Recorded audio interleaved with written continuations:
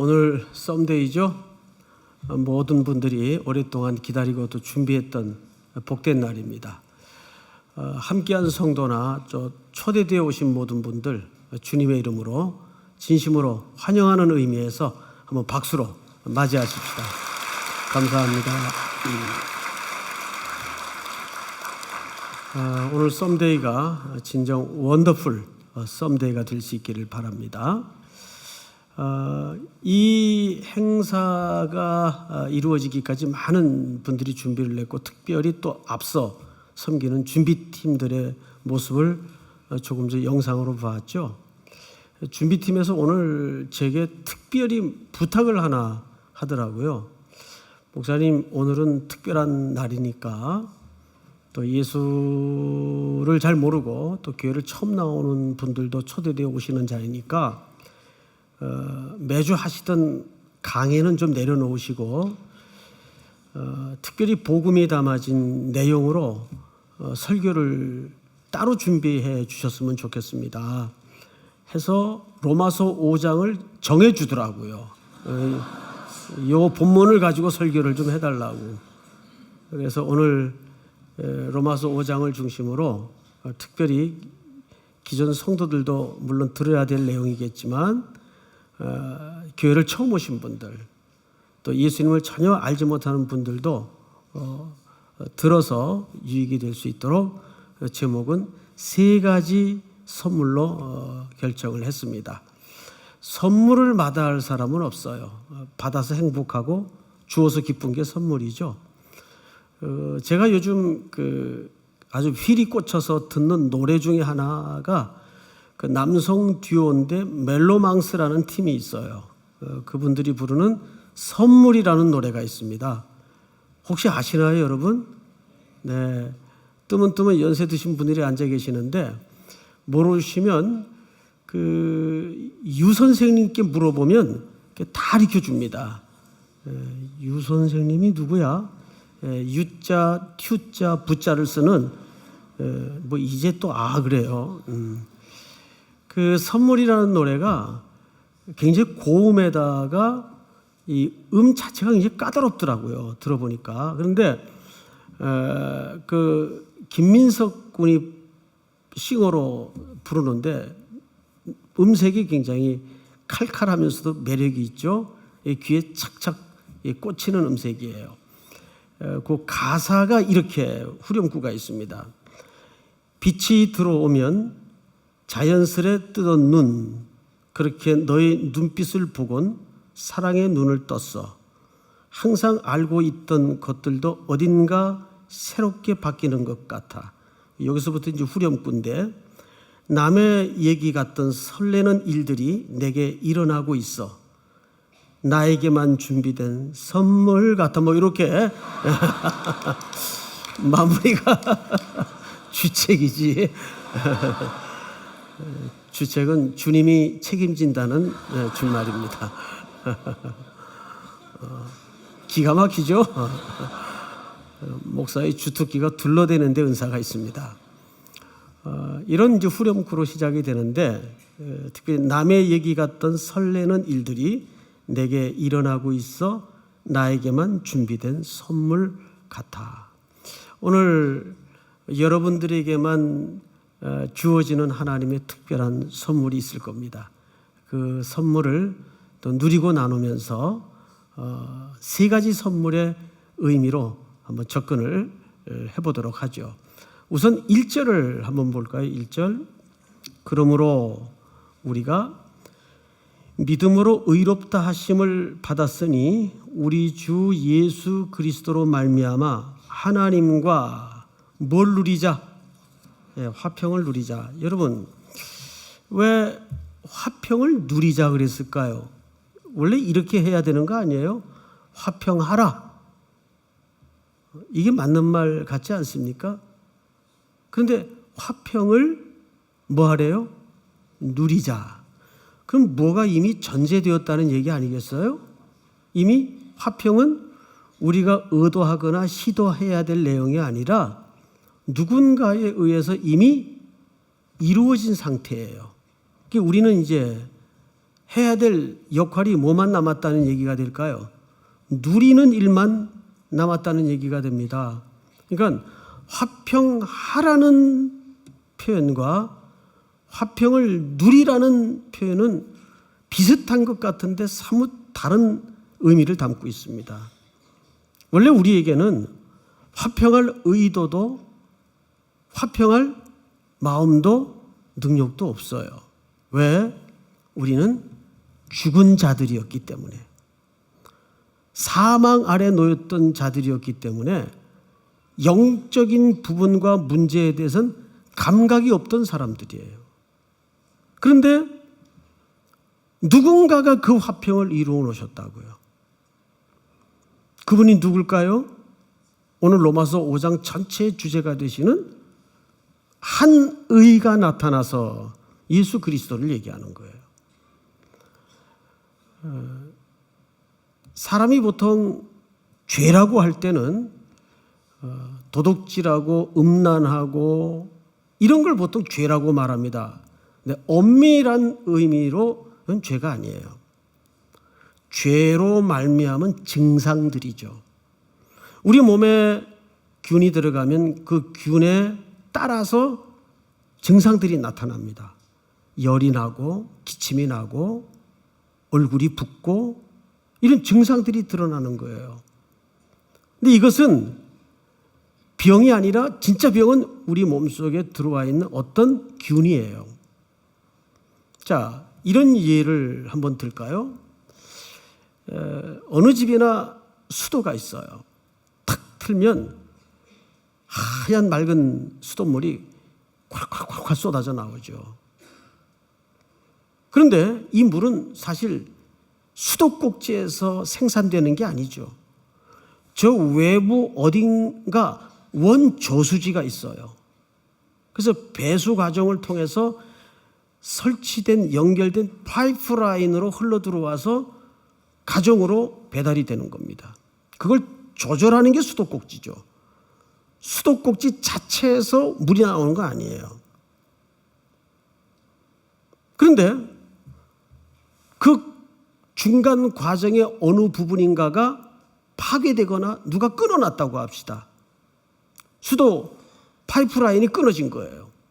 어떤 일이 벌어지죠? 집안의 일정 부분 보관되어 있는 물의 양 가지고 한시적으로는 쓸 수가 있어요. 유한한 분량으로 잠시 한 하루 이틀 정도는 사용할 수가 있습니다. 그런데 그 물마저 떨어지면 이제 고갈이 되죠. 당연히 떨어지죠, 물이. 그때부터 어떤 문제가 집안에서 발생합니까? 당장 요즘 그 생활 구조상 수세식 화장실 문제가 생겨요. 물이 안 나오니까 배설물들이 쓸려 내려가질 않습니다. 악취가 진동을 하죠. 씻지 못해요. 가렵고 피부병이 생기겠죠. 그보다 더 중요한 거, 음식을 못 해 먹어요. 배달도 하루 이틀이지. 이런 필수적인 문제가 생기는 거예요. 자, 그러면 성경은 이런 상황을 어떻게 설명하는가? 창세기 3장을 한번 띄워주실까요? 여호와 하나님이 이제 범죄한 아담을 그 아내와 함께 에덴 동산에서 그를 내보내요 그랬어요. 그런데 다음 절을 보면 이걸 조금 더 직설적으로 표현을 했어요. 24절. 이같이 하나님이 그 사람을 쫓아내시고, 그러니까 인류는 범죄함으로 에덴 동산에서 실낙원을 했어요. 쫓겨난 겁니다. 이 쫓겨난 것 자체가 뭐죠? 하나님과 드디어 최초의 인류인 아담은 관계가 파괴된 겁니다. 끊어진 겁니다. 단절된 겁니다. 성경은 이 관계를 죄라고 말합니다. 하나님과 끊어진 관계를 죄라고 말해요. 그럼으로써 인류의 보편적인 상태가 어떤 상태로 내어버려 두어졌느냐? 로마서 1장을 보면 28절을 한번 띄워주실까요? 이렇게 되어 있습니다. 또한 그들이 마음에 하나님 두기를 싫어하며 하나님께서 그들을 그 상실한 마음대로 내버려 두사 합당하지 못한 일을 하게 하셨으니. 시작. 29절 시작. 곧 모든 불의, 추악, 탐욕, 악의가 가득한 자요, 시기, 살인, 분쟁, 사기, 악독이 가득한 자요, 수근수근하는 자요. 다음 절. 비방하는 자요, 하나님께서 미워하시는 자요, 능욕하는 자요, 교만한 자요, 자랑하는 자요, 악을 도모하는 자요, 부모를 거역하는 자요, 우매하는 자요, 배약하는 자요, 무정한 자요, 무자비한 자라. 다 같이 32절 시작. 그들이 이 같은 일을 행하는 자는 사형에 해당한다고 하나님께서 정하심을 알고도 자기들만 행할 뿐 아니라 또한 그런 일을 행하는 자들을 옳다 하느니라. 지금 로마서에서 소개된 이 모든 내용들이 사실은 우리는 죄라고 하지만 죄라는 표현보다는 무엇이 맞아요? 죄의 증상들이다 그 말이에요. 죄는 뭡니까?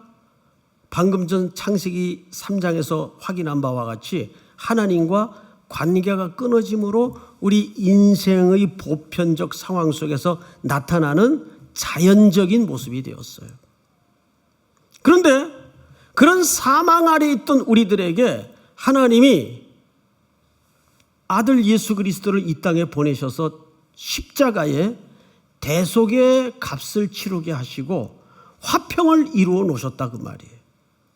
그러니까 이 화평은 주님만이 만들어낼 수 있는 덕목입니다. 그것은 우리가 만들 수 있는 문제가 아니에요. 그래서 우리는 뭐만 남았어요? 그 화평을 누리는 일만 남았다 그 말이죠. 그럼 여기서 조금 더 두 번째로 들어가십시다. 첫 번째는 화평을 누리라. 이게 첫 번째 선물이에요. 그럼 두 번째 선물은 뭘까? 2절을 한번 볼까요? 오늘 본문 2절. 또한 그로 말미암아 우리가 믿음으로 서 있는 이 은혜에 들어감을 얻었으며. 앞을 보십시다. 두 번째 선물이 은혜에 들어감을 얻으라 그 말이죠. 근데 여기 은혜에 들어감이라는 이 들어간다라는 말은 놀랍게도 그저 출입한다는 그런 단순 설명과 개념이 아니라 이 단어 자체가 독특한 단어입니다. 왕실에 들어갈 때만 사용하는 그 단어를 여기 썼어요. 이 가운데 개인적인 어떤 업무상 청와대나 백악관에 출입한 분들은 더러 있을 수 있어요. 그런데 한번 확인 좀 해볼까요? 오늘 오부 예배 나오신 분들 가운데 현존하는 왕이 살아계신 왕실에 들어간 분 계세요? 한번 손 들어보세요. 왕실에 들어갔던 분 계시면 한번 손 들어보세요. 예, 손 든 사람이 저밖에 없네요. 예, 전 들어갔었어요. 지금으로부터 4년 전 2014년도에 캄보디아 선교를 갔다가 어떤 계기로 국왕에 초대를 받았어요. 캄보디아 국왕에. 국왕은 현존하는 분이죠.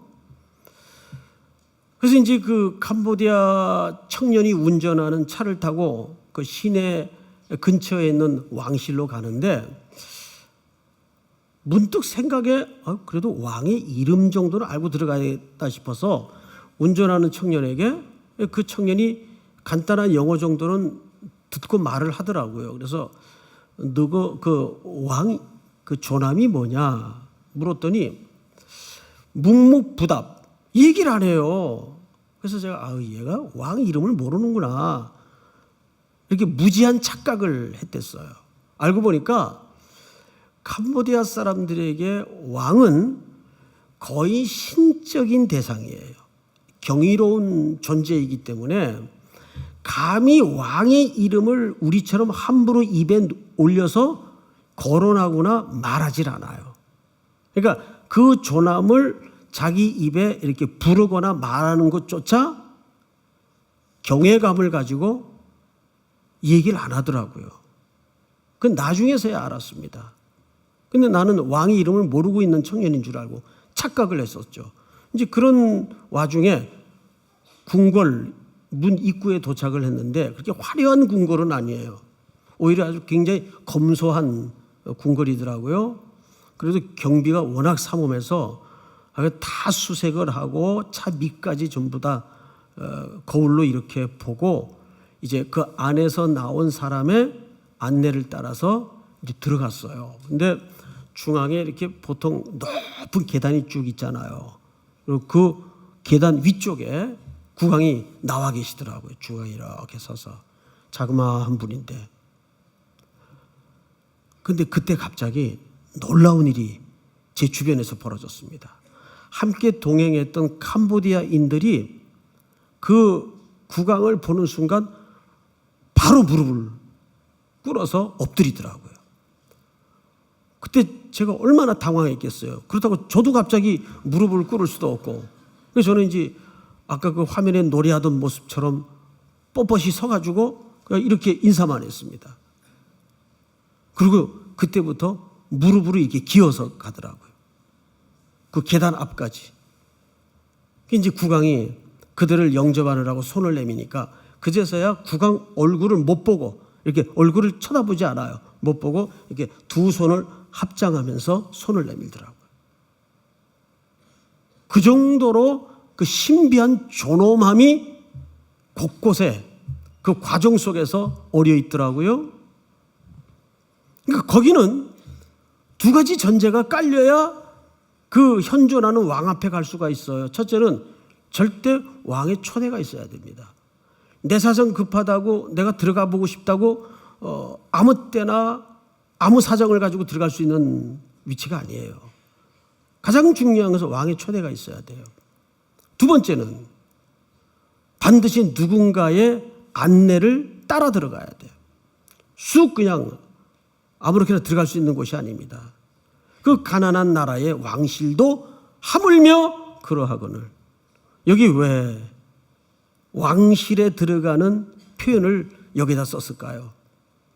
천지의 주재자시요 창조주이신 그 하나님의 보좌 앞에 가는 데에는 하나님께 나아가는 자는 반드시 그가 계신 곳과 또한 자기를 찾는 자들에게 상 주시는 이심을 믿어야 할지니라.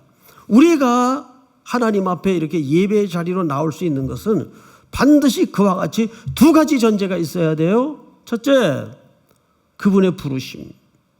그분의 초대 없이는 어느 누구도 이 자리를 즐거워하거나 이 자리에 나올 수가 없어요. 여러분 그냥 오신 것 같죠? 누가 가자 그랬으니까 따라오신 것 같죠? 아닙니다. 하나님의 부름 없이는 누구도 이 자리에 나올 수가 없어요. 여러분 교회 생활하면서 이렇게 듣고 배웠죠? 그래서 예배는 의무다. 아닙니다. 예배는 의무가 아니에요. 큰 꼬셔서 될 것 같더니 저 무슨 소리야? 다시 말씀드립니다. 예배는 의무가 아닙니다. 예배는 특권입니다. 의무보다 더 놀라운 거예요. 왕의 부름에 응한 자만이 올 수 있는 거예요. 그런데 두 번째 조건이 뭐냐면 누군가의 안내로 들어가야 돼요. 우리는 누군가의 안내로 들어온 겁니까? 예수의 이름으로.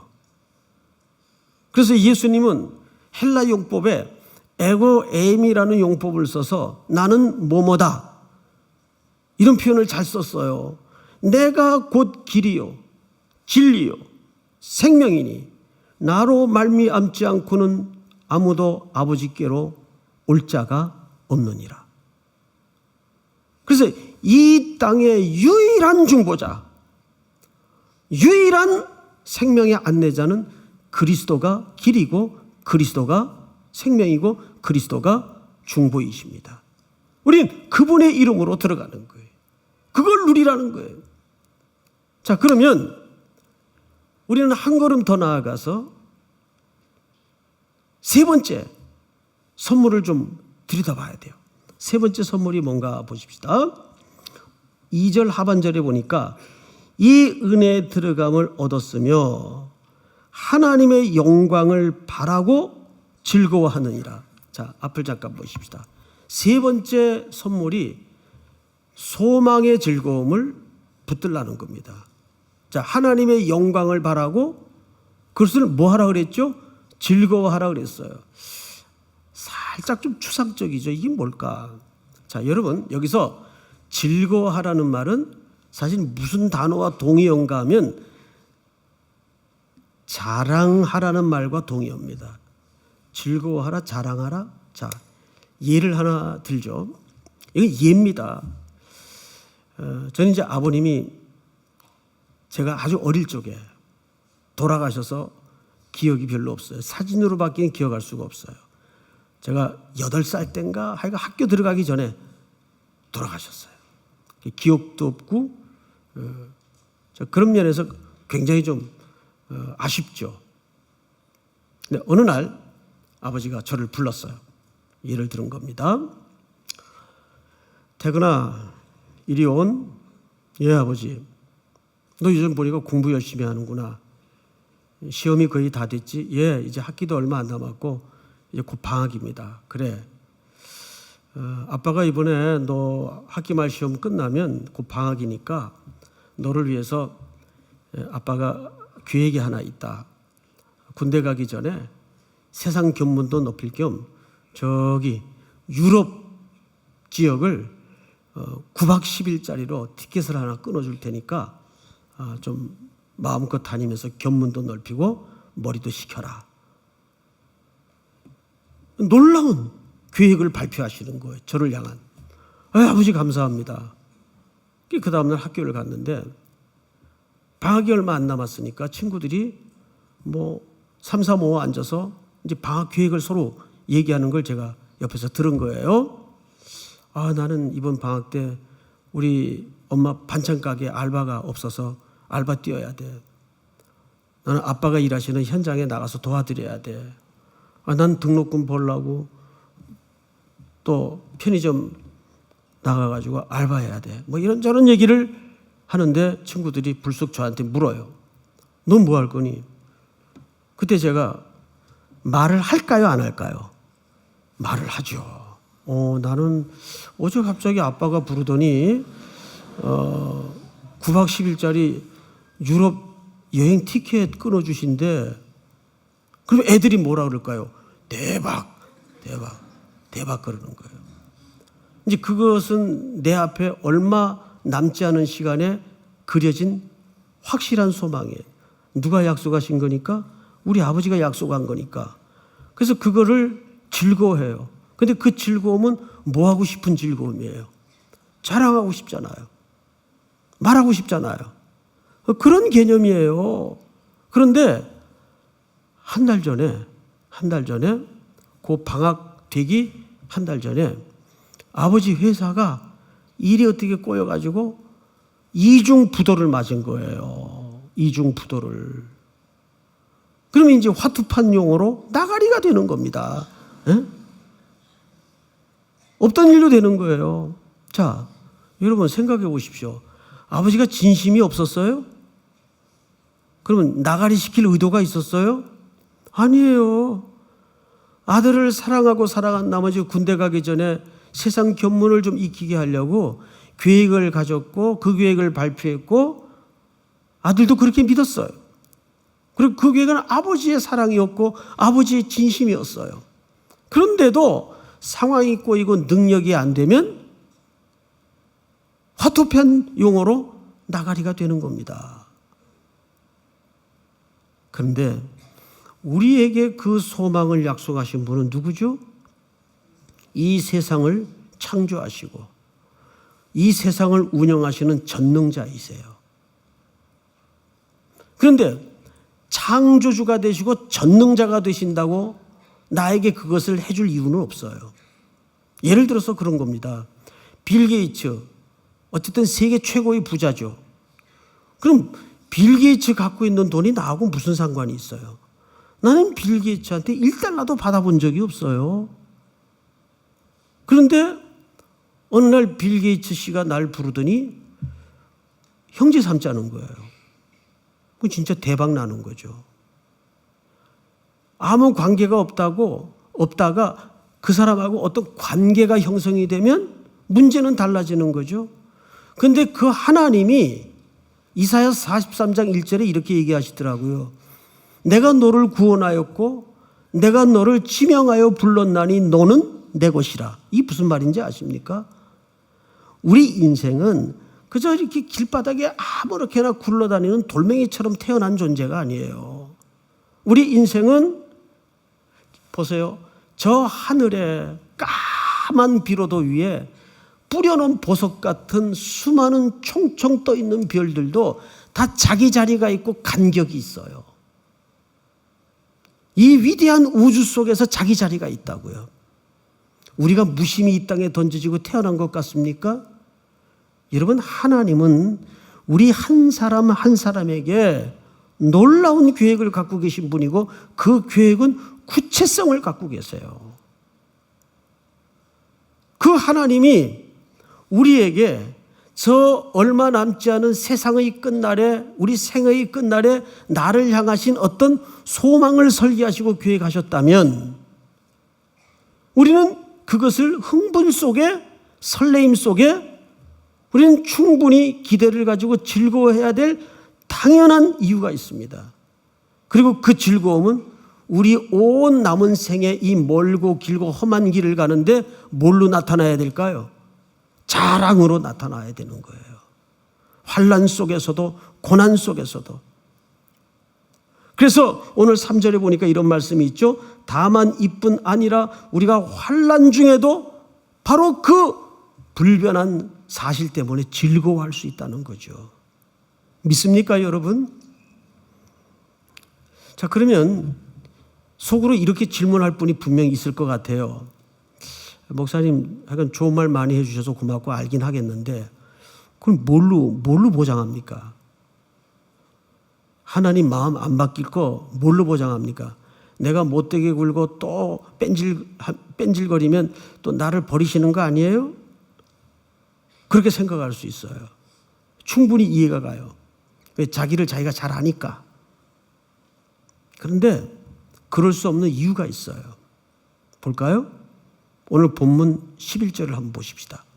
11절만 다 같이 한번 읽겠습니다. 시작. 그뿐 아니라 이제 우리로 화목하게 하신 우리 주 예수 그리스도로 말미암아 하나님 안에서 또한 즐거워하느니라. 누구로 말미암아 그 즐거움을 유지할 수 있어요? 우리 주 예수 그리스도. 자, 앞을 보십시다. 이겁니다. 이 결론이에요. 누구든지 비즈니스를 하게 되면 투자를 해야 돼요. 투자 없이 비즈니스는 이루어지잖아요. 그런데 뭔가를 계획하고 그 비즈니스에 투자를 하면은 여러 종류의 투자 방식이 있죠. 리스크를 감수하고 올인을 하는 사람이 있어요. 그런데 어떤 사람은 야곱처럼 야폭강을 건넬 때 일부만 앞에 건네고 마지막까지 남겨놓는 사람이 있어요. 찔끔찔끔 투자하는 사람이 있어요. 이런 사람들은 안 되면 다른 거 할 수 있는 사람들이에요. 그런 여지를, 리스크를 감안해서 남겨두는 사람들이에요. 그런데 하나님이 우리를 사랑하시는 방식은 그렇게 안 하시더라고요. 그냥 올빵이라 그러죠. 자기 생명 같은 아드님 독생자 예수 그리스도를 십자가에다가 전부 걸더라고요. 여러분, 그 십자가 사건이 하나님의 사랑의 확증이에요. 아니, 아들을 거는데 그 다음에 무슨 얘기가 필요해요? 그러면 그 우리를 향하신 구원의 역사를 하다가 말 일입니까? 끝장을 보겠다는 하나님의 자기 선언입니까? 끝장을 보겠다는 선언 아니에요. 중간에 뺀질거려요? 상관없어요. 중간에 도망가요? 걱정하지 마세요. 태평양을 건너 저 바다 끝이라도 하나님은 추적하시고 쫓아가세요. 그래서 십자가는 하나님의 우리를 향하신 자기 의지에 대한 결단이에요. 전부를 건 거예요. 어떻게 이 일이 중도 하차되거나 취소될 수 있어요? 절대 그러지를 못합니다. 쉽게 장사용어로 본전 생각나서도 포기 못해요. 믿습니까, 여러분? 그 초대가 우리 앞에 있는 거예요. 오늘 세 가지를 말씀드렸습니다. 첫째, 화평을 누리라. 은혜로 들어가라. 은혜의 자리로 들어가라. 소망을 즐거워하라. 이 모든 근간을 이루는 하나님의 결론이 뭡니까? 아들을 십자가에 내어 거신 사건입니다. 이 복음의 이야기가 다시 한번 여러분 남은 멀고 길고 험한 이 순례길에 즐거움을 식히지 않는 뜨거운 동력으로 평생 자리 잡는 은혜가 있기를 주의 이름으로 축원하고 축복합니다. 다 일어나십시다. 나 같은 죄인 살리신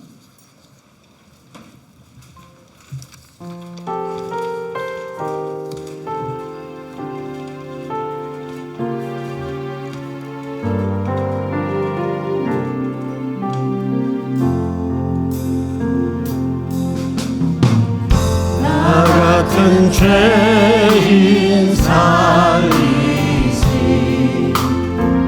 주 은혜 놀라와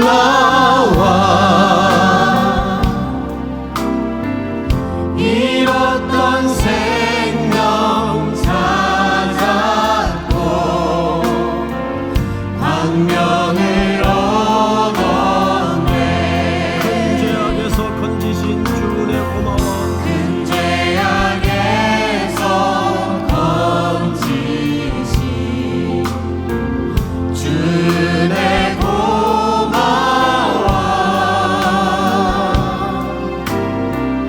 나 처음 믿은 그 시간 귀하고 귀하다. 주 찬양 주 찬양 내 마음 다해 주 찬양 주 찬양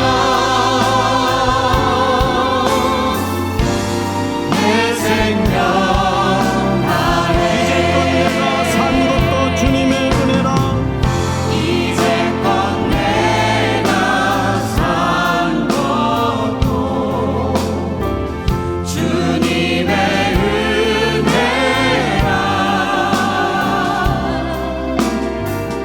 또 나를 장차 본향에 인도해 주시니. 거기서 우리 영원히 주님의 은혜라. 거기서 우리 영원히 주님의 은혜로 해처럼 밝게 살면서 주 찬양하리라. 주 찬양하리라. 주 찬양 주 찬양 내 마음 다해 주 찬양 주 찬양 내 생명 다해. 우리 한번 서진 채로 고요히 눈을 감고 오늘 선포된 말씀을 반추해 보면서 나에게 선포된 이 세 가지의 선물이 내 남은 생의 순례길에 어떤 의미가 있을까 돌아보십시다. 첫 번째 선물, 화평을 누리라. 화평을 누리라. 돌아보면 참 혼돈의 시간들이 너무나 많았습니다. 그 이유도 알 수 없었고 그 불안의 의미도 알 수 없었습니다.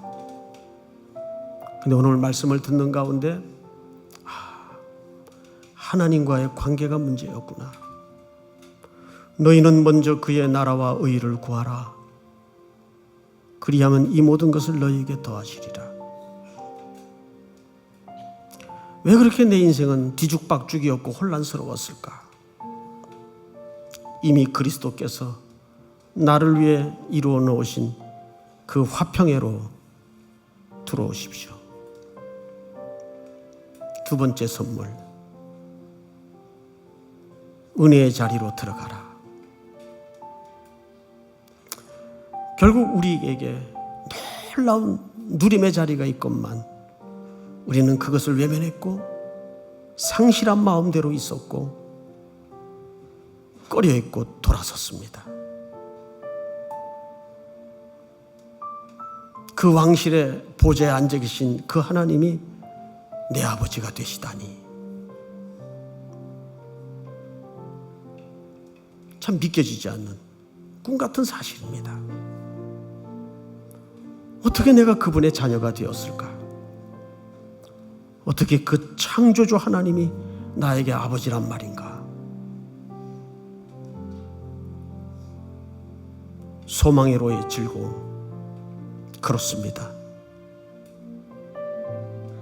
주의 인자와 자비는 아침마다 새로우니 우리가 진멸되지 아니하니입니다.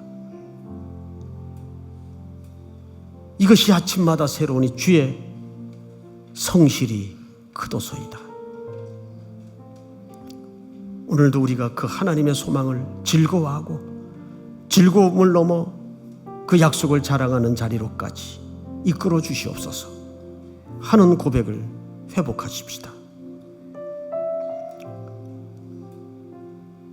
그리스도만이 구주가 되시고 그리스도만이 나를 아버지께로 이끌며 그리스도만이 나를 구원하실 수 있습니다.